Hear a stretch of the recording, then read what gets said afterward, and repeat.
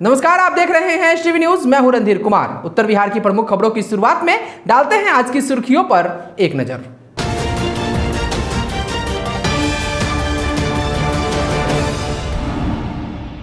मोतिहारी नगर निगम के महापौर अंजू देवी पर लगा अविश्वास प्रस्ताव हुआ खारिज। समर्थक वार्ड पार्षदों ने मिठाई खिलाकर जताई खुशी। रविंद्र कुमार बनाए गए सारण रेंज के 39वें डीआईजी 2005 बैच के आईपीएस अधिकारी को सौंपा गया सारण रेंज की कमान। शिवहर सांसद रमा देवी ने प्रधानमंत्री गरीब कल्याण अन्न योजना अंतर्गत लाभुकों के बीच किया राशन का वितरण, साथ ही सुनी लोगों की समस्याएं। लगभग 200 वर्ष पुराने मदरसा जामिया इस्लामिया कुरानिया सेमरा में एक अहम बैठक हुई संपन्न। मोहम्मद जुनैद आलम को 2 वर्ष के लिए सचिव पद पर किया गया मनोनीत। कोविड-19 टीकाकरण को लेकर बढ़ी जागरूकता, अब खुलकर वैक्सीनेशन के लिए आगे आ रहे हैं लोग। बालू लदे 3 ट्रैक्टर ट्रॉली के साथ 4 अवैध कारोबारी गिरफ्तार। पश्चिमी चंपारण जिले की शिकारपुर पुलिस ने की कार्रवाई। भूसा लदी पिकअप वैन पलटी, कोई हताहत नहीं, ड्राइवर सुरक्षित। सुगौली थाना क्षेत्र का है मामला। सामाजिक सुरक्षा कोषांग शिवहर के तत्वावधान में दिव्यांग जन सशक्तिकरण निदेशालय द्वारा सबल योजना अंतर्गत जिले के 310 दिव्यांग जनों के बीच किया गया विभिन्न यंत्रों का वितरण। 50 छात्रों ने एनसीसी में कराया नामांकन। नंद उच्च विद्यालय में सत्र 2021-23 के लिए हुआ नामांकन। कैडेट्स को दिया जाएगा प्रशिक्षण। सुगौली पुलिस ने की कार्रवाई। 70 लीटर देसी शराब के साथ 3 शराब तस्करों को भेजा जेल। और सुगौली थाना परिसर में लगा जनता दरबार, भूमि विवादों का किया गया निष्पादन।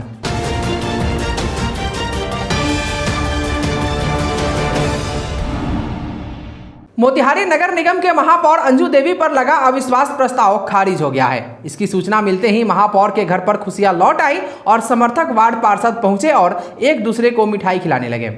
आपको बता दें कि महापौर के ऊपर लगे अविश्वास को लेकर अंजू देवी कोर्ट और विभाग के शरण में पहुंची, जहां उन्हें न्याय मिला और उन पर लगे अविश्वास को विभाग ने खारिज कर दिया।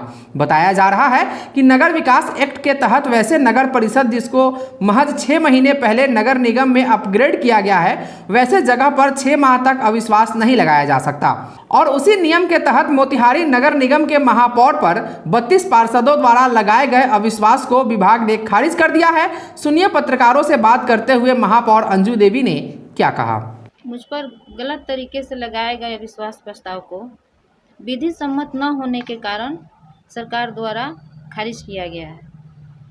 मैं सभी माननीय पार्षदों को धन्यवाद और बधाई देती हूँ। लेटर आपने ईओ को दिया है? लेटर मैं बजाते लेटर मैं दी हूँ और संचिका पर भी मैं लिखी कि ये विधि सम्मत नहीं है। उसके बावजूद भी कार्यपालक पदाधिकारी द्वारा 2 तारीख को डेट निकाला गया, तब जाके मैं विभाग से और हाई कोर्ट में लिखी तो उन्होंने इस प्रस्ताव को अविश्वास प्रस्ताव को खारिज किया। आप पे जो लगाए गए थे आरोप लगाए गए, वो लोग लगा रहे थे क्या वो विश्वास के लिए? बिल्कुल गलत है, बिल्कुल गलत है। कई पार्षदों को गुमराह किया गया है कि हमारे कार्यपालक पदाधिकारी द्वारा गुमराह किया गया है कि आप इसमें नहीं कीजिएगा तो हम आपको योजना नहीं देंगे, कोई काम नहीं देंगे। तो पार्षदों को गुमराह किया गया है और इसमें कुछ ऐसे लोग हैं जो अपने आप को किंग मेकर बताते हैं, वो उनको गुमराह किए हैं। इसलिए हमारे ऊपर ये अविश्वास प्रस्ताव लाया गया है। लेकिन ये सरासर गलत है। ये सत्य का विजय होता है तो कहीं भी विजय होती है सत्यता। छपरा सारण रेंज के 39वें डीआईजी के रूप में 2005 बैच के आईपीएस अधिकारी रविंद्र कुमार ने बिहार के सिंघम के नाम से मशहूर डीआईजी मन्नू महाराज से पदभार ग्रहण किया। इससे पूर्व नवपदस्थापित डीआईजी का उप महानिरीक्षक मुख्यालय परिसर में पहुंचते ही सुरक्षा बलों के द्वारा बैंड बाजे के साथ उन्हें गार्ड ऑफ ऑनर से सम्मानित किया गया, जिसके बाद उन्होंने डीआईजी मन्नू महाराज से अपना पदभार ग्रहण किया। गौरतलब हो कि 2005 बैच के आईपीएस अधिकारी रविंद्र कुमार मूल रूप से झारखंड के हजारीबाग के रहने वाले हैं।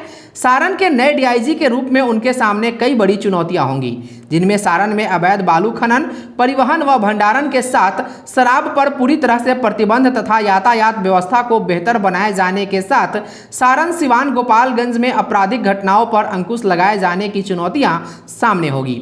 डीआईजी रविंद्र कुमार वर्तमान में निगरानी इन्वेंशन ब्यूरो में डीआईजी के पद पर कार्यरत थे, जिन्हें बतौर डीआईजी अब सारण रेंज की कमान सौंपी गई है। शिवहर लोकसभा की सांसद रमा देवी ने प्रधानमंत्री गरीब कल्याण अन्न योजना के अंतर्गत मेसौढ़ा गांव में सांसद प्रतिनिधि सह मेसौढ़ा मुखिया प्रत्याशी रामबाबू गुप्ता के दरवाजे पर पीडीएस लाभुकों के बीच प्रधानमंत्री गरीब कल्याण अन्न योजना के अंतर्गत राशन का वितरण किया एवं प्रधानमंत्री नरेंद्र मोदी की योजनाओं के बारे में लोगों को जानकारी दी।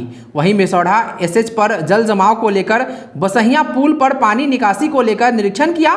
मेसौढ़ा बसहिया के ग्रामीणों ने सांसद से गुहार लगाई व ग्रामीणों ने कहा कि यहां पर बहुत सारे ऐसे वार्ड हैं जो जल जमाव से घिरे हैं। मौके पर सांसद प्रतिनिधि सह मुखिया प्रत्याशी रामबाबू गुप्ता, एमओ मनीष कुमार, समाज सेवी रंजीत गुप्ता, मनोज कुमार, श्याम बाबू गुप्ता, गणेश कुमार, मोहम्मद अरशद एवं बहुत सारे ग्रामीण उपस्थित थे। सामाजिक न्याय अधिकारिता मंत्रालय से भारत सरकार ने बिहार के लोगों के लिए जो तुम भगा देंगे तुमको, विकलांग को, जो बधिर को, जो आंख से कम सुध रहा है, जो कान से नहीं सुन पाता है, उस सब का सामान हम लोग कम से कम 320 लोगों को हम बांट के आए हैं, जिसका 80%, 60%, 100% विकलांगता है, उसका सब क्लियर करके वो आए हैं और लोग बांट रहा था। तो वो तो एक काम हो गया। राष्ट्रीय कौशल विकास निगम अंतर्गत 12 मेडिकल संस्थान का उद्घाटन भी किए और नर्सिंग कॉलेज अवध किशोर कैंपस हीरो एजेंसी रोड में Shri Ram service Indian petrol pump के पीछे जो एक लड़का जो हमारा संघ से जुड़ा हुआ था, उसके लिए हम लोग जाकर उसका उद्घाटन भी किए हैं। और दूसरी बात है, प्रधानमंत्री कल्याण जो अन्न वाला है वो भी कार्य किए हैं, अभी और जगह करना है, इसलिए आपसे इजाजत मांगेंगे। और हम समझते हैं कि ये सब उसी से संबंधित है कि हम देखें, उनसे पूछे जो सरकार ने हमको लोगों को जो जो सुविधा प्रदान किए, जैसे शौचालय है, प्रधानमंत्री आवास है, बिजली है, चूल्हा है, रोड है, नाला है, नलकूप है, ये सब जो 7 निश्चय में बना, वो सब कितना तक सक्सेस हुआ है उसको भी हम देख रहे हैं कि कहाँ पर क्या दिक्कत से रुका हुआ है और कौन आदमी से कम काम किया है और अपने लिए किया। कोविड-19 के टीकाकरण को लेकर जागरूकता बढ़ने से अब लोग खुलकर वैक्सीनेशन के लिए आगे आ रहे हैं। आए दिनों टीकाकरण केंद्रों पर लोगों की खूब भीड़ देखी जा रही है और लोग वैक्सीन लगवाने के लिए सब काम छोड़कर अहले सुबह से वैक्सीनेशन सेंटर पहुंचकर लाइन में खड़े हो जा रहे हैं। हालांकि पर्याप्त वैक्सीन नहीं होने से कई जगह लोगों को बैरंग वापस भी लौटना पड़ रहा है, तो कई वैक्सीनेशन सेंटर पर लोगों को घंटों लाइन में इंतजार करना पड़ रहा है, जिससे लोगों में नाराजगी भी देखी जा रही है। कई जगह से खबरें हैं जहां टीकाकरण से वंचित लोग वैक्सीनेशन टीम के साथ दुर्व्यवहार करने से भी बाज नहीं आ रहे हैं। हालांकि जिला प्रशासन लगातार लोगों से अपील कर रही है कि धैर्य बनाकर अपनी बारी की प्रतीक्षा करें और वैक्सीनेशन टीम के साथ अच्छे से व्यवहार करें। जैसे जैसे टीका उपलब्ध होगा वैसे वैसे सभी पात्र व्यक्तियों का टीकाकरण किया जाएगा। लगभग 200 वर्ष पुराने मदरसा जामिया इस्लामिया कुरानिया सेमरा में एक अहम बैठक प्रोफेसर नसीम अहमद की अध्यक्षता में संपन्न हुई, जिसमें सर्वसहमति से उपस्थित सदस्यों द्वारा बीमार सचिव हाफिज सईद की जगह पर मोहम्मद जुनैद आलम को 2 वर्ष के लिए सचिव मनोनीत किया गया है। पत्रकारों से रूबरू होते हुए प्रोफेसर नसीम अहमद ने क्या कहा, सुनिए। लॉकडाउन की वजह से मदरसा में बहुत दिन से कोई बैठक नहीं हुई थी, कोई इसके विकास का काम नहीं हुआ था और मदरसा में बंद होने की वजह से तमाम इसके जो विकास और फ़रोग़ का काम है वो सब रुका हुआ था। इसलिए बहुत ज़रूरी थी बैठक होना। और इसके सेक्रेटरी जो पहले थे वो 1 साल से उनको फालिज मार दिया, बिस्तर पर पड़े हुए हैं, तो उनको हटा के दूसरा सेक्रेटरी भी नहीं बनाया गया था।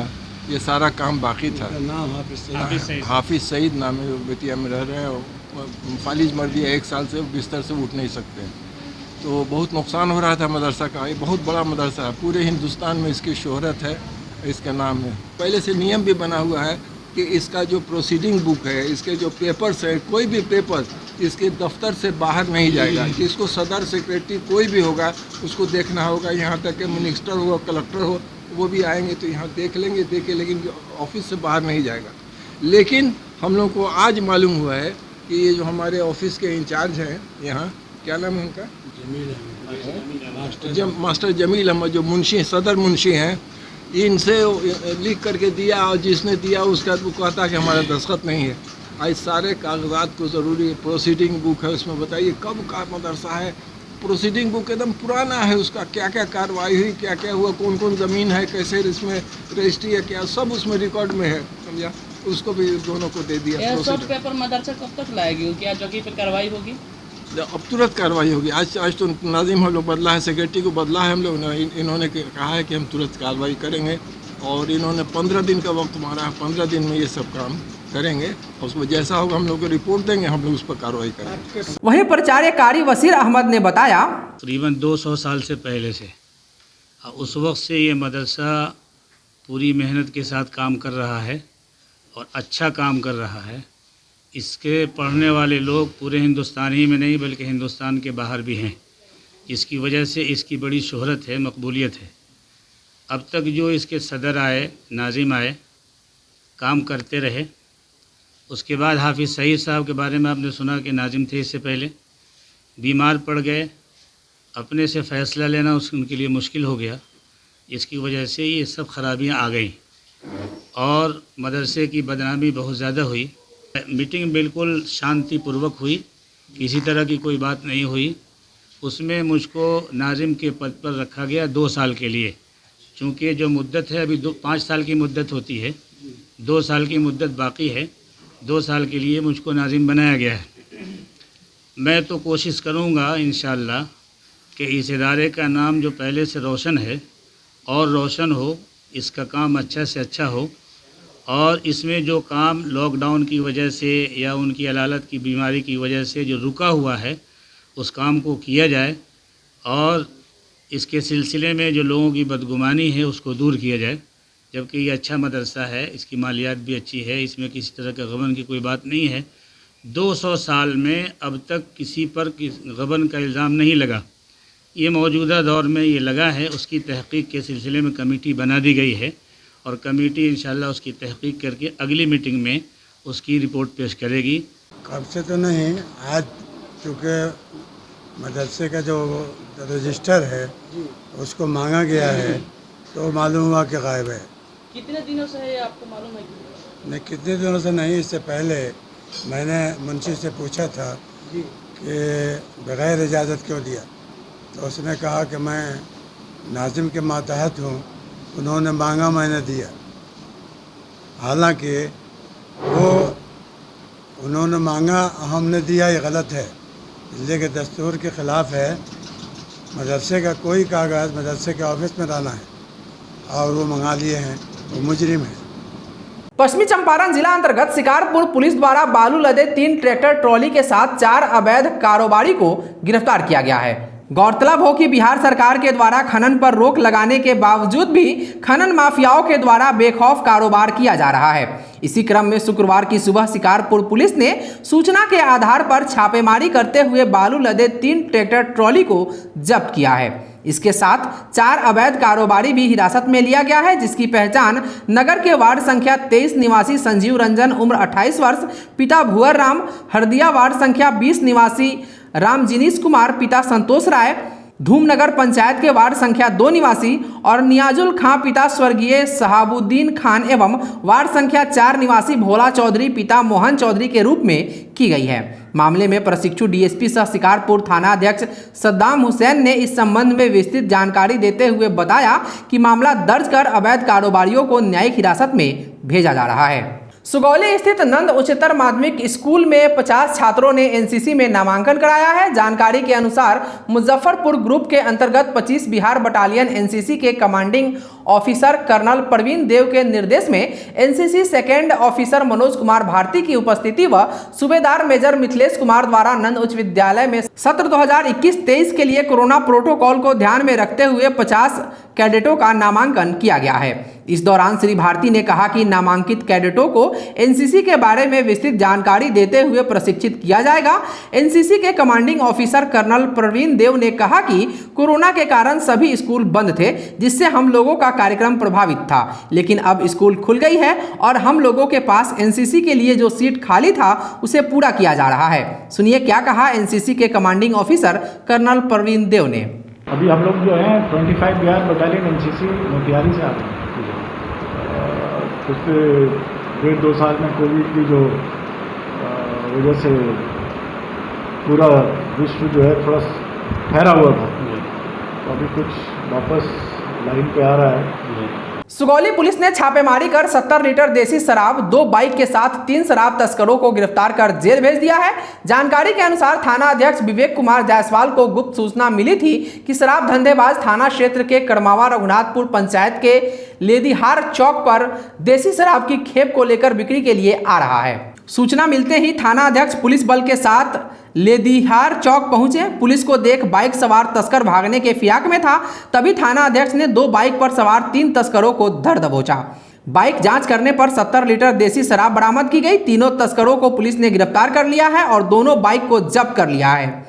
गिरफ्तार धंधेबाजों की पहचान भेड़ियारी के जयलाल सहनी व विपिन कुमार तथा मुसवा निवासी राधा सहनी के रूप में की गई है। थाना अध्यक्ष ने बताया कि गिरफ्तार सभी तस्करों पर आवश्यक कार्रवाई कर जेल भेज दिया गया है।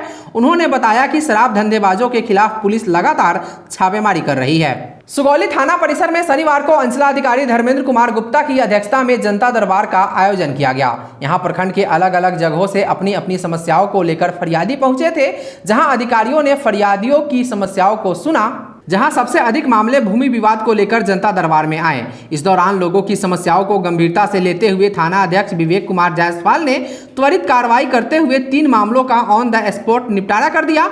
मौके पर एसआई सुनील तिवारी, मोहम्मद अनस, सीताराम शाह सहित कई लोग मौजूद थे। सुगौली थाना क्षेत्र से अगली खबर है। यहां बस स्टैंड के यूनियन बैंक के समीप भूसा लदी पिकअप वैन के पलटने की खबर है। जानकारी के अनुसार शनिवार को रक्सौल की ओर से आ रही भूसा लदी पिकअप वैन का संतुलन बिगड़ गया और भीड़ भाड़ वाले नगर पंचायत के बस स्टैंड चौक के यूनियन बैंक ऑफ इंडिया के समीप अचानक पलट गई। हालांकि इस दुर्घटना में किसी तरह की कोई अनहोनी नहीं हुई और वाहन का चालक भी सुरक्षित निकल गया। घटना की सूचना स्थानीय पुलिस को मिली। सूचना मिलते ही पुलिस घटनास्थल पहुंचकर मामले की जांच में जुट गई है। सामाजिक सुरक्षा कोषांग शिवहर के तत्वावधान में दिव्यांगजन सशक्तिकरण निदेशालय द्वारा सबल योजना 2020-21 अंतर्गत जिले के 310 दिव्यांगजनों के बीच विभिन्न यंत्रों का वितरण किया गया, जिसका सांसद रमा देवी, विधायक चेतन आनंद, विधायक संजय कुमार गुप्ता, डीएम सज्जन राजशेखर, डीडीसी विशाल राज, अपर समाहर्ता शंभू शरण, अनुमंडल पदाधिकारी मोहम्मद इश्तियाक अंसारी, सामाजिक सुरक्षा कोषांग के प्रभारी रीतू रानी के द्वारा सामूहिक रूप से दीप प्रज्वलित कर कार्यक्रम का शुभारंभ किया गया। इस अवसर पर मुख्य अतिथियों को सामाजिक सुरक्षा कोषांग प्रभारी रीतू रानी के द्वारा पुष्प गुच्छ देकर स्वागत किया गया। अपने संबोधन में सांसद रमा देवी ने कहा कि केंद्र सरकार के द्वारा सहायक उपकरण दिए जा रहे हैं। उन्होंने केंद्र प्रायोजित कार्य योजनाओं को विस्तार पूर्वक बताया, जबकि विधायक चेतन आनंद एवं विधायक संजय कुमार गुप्ता के द्वारा भी दिव्यांगजनों के प्रति किए जा रहे प्रशासनिक पहल का सराहना किया है। जबकि डीएम सज्जन राजशेखर ने कहा कि सरकार द्वारा संचालित दिव्यांगजनों के प्रति वितरण किए जा रहे सहायक उपकरण को जिले के सभी प्रखंडों के दिव्यांगजनों को दिया जा रहा है और कागजात भी जमा किए जा रहे हैं, जिसे समय समय पर उन्हें सहायता उपकरण वितरण किया जाएगा। बताया गया कि चलंत छड़ी 20, ट्राईसाइकिल 77, चश्मा 100, बैसाखी बड़ा 20, बैसाखी छोटा 20, व्हील चेयर 33 तथा श्रवण यंत्र 40, यानी कुल 310 लोगों को सहायक उपकरण का वितरण किया गया है। आज के लिए बस इतना ही। एसटीवी न्यूज़ पर प्रसारित होने वाली खबरें प्रोग्राम्स आप जीटीपीएल के चैनल नंबर 985 और डेन के चैनल नंबर 155 के साथ साथ आप अपनी सुविधा अनुसार मोबाइल फ़ोन पर भी देख सकते हैं। अगर आप हमें YouTube के माध्यम से देखना चाहते हैं तो एसटीवी न्यूज़ के ऑफिशियल YouTube चैनल को सब्सक्राइब करें और बेल आइकॉन दबाकर ताज़ा वीडियोज़ की नोटिफिकेशन प्राप्त करें। फेसबुक पर हमारे साथ जुड़ने के लिए एसटीवी न्यूज़ के फेसबुक पेज को लाइक करें और ट्विटर पर एसटीवी न्यूज़ को फॉलो करें। तमाम लेटेस्ट अपडेट के लिए देखते रहिए उत्तर बिहार का सबसे तेजी से उभरता न्यूज़ चैनल एसटीवी न्यूज़, सच की आवाज़। नमस्कार।